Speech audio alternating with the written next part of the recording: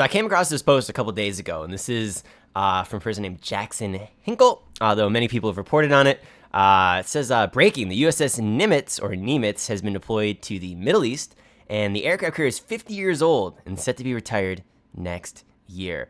And it got me thinking, is the United States playing a false flag operation to take down this ship, which is going to be, retired next year anyways?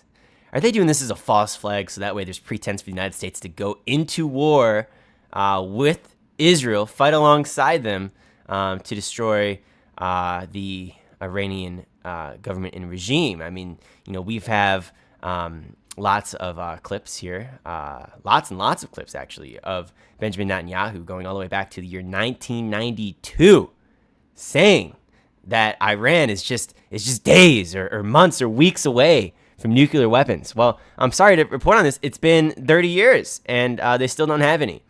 And, I would even argue even worse than this here for our own country. The reason that we're in this mess to begin with is because Donald Trump pulls out of the Iran deal, which gave the IAEA full oversight over Iran and their nuclear programs, which were solely focused on using nuclear energy for research, and not for weapons and military uses. And they were in full compliance with that, as an international organization said. So this is not an organization that's just solely run by the United States. We have lots of countries involved, and they said that Iran was in full compliance. But of course, he pulls out of the deal, right, because he's a sociopath. And what this ends up happening is we start placing sanctions on Iran. We start just messing with them in any way we possibly can. Really just poking a bear over and over and over again. And in this case, the bear decides and don't forget too, Trump bombed that Iranian general too. Let's not forget that. Almost caused World War III. And then now we got Israel doing the same thing, right? They go, they bomb, they kill some top nuclear scientists, some political officials, and now Iran's going to be firing back, and you can see the destruction going on in Israel. And so it's some food for thought here, right? Do you think they're planning a false flag operation or not, right? Are they going to try to either have maybe Israel blow up the boat and say that it was Iran? Are they going to have is the United States going to do it themselves? I mean, they're not above very shady tactics, right, to engage in wars. I mean, you can just look at this throughout history.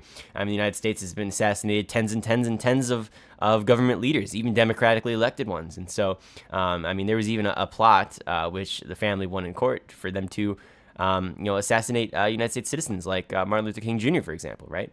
Or plans to, get rid of them and do bad things. And so, whether or not those plans were in action, I mean, who knows? Maybe it's a conspiracy, but at the end of the day, the plans were a real thing. And so, little terrifying there to think about what the United States government is capable of. And I don't see this as something that they are above doing, especially considering Donald Trump's top political donors, some of their expressed interest. And this is one of the things that people were shocked Donald Trump said, and I wasn't at all, was that the government, or that he wanted to support Israel taking over,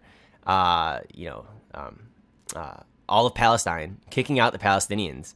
And then he says, well, let them come somewhere else. So that way we end the war. It's like, well, wait a minute, man. This is literally how it got started when you kicked 800,000, Palestinians from their homes and created generational trauma and abuse and violence and murders that people aren't going to forget.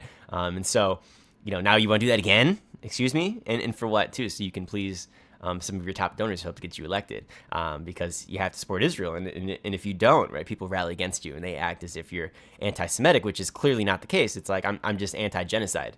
And so I don't know if that's, I don't know, perhaps I'm in the minority there. But I think that this is an interesting question. So I'm curious to see what you guys have to say. And some food for thought here.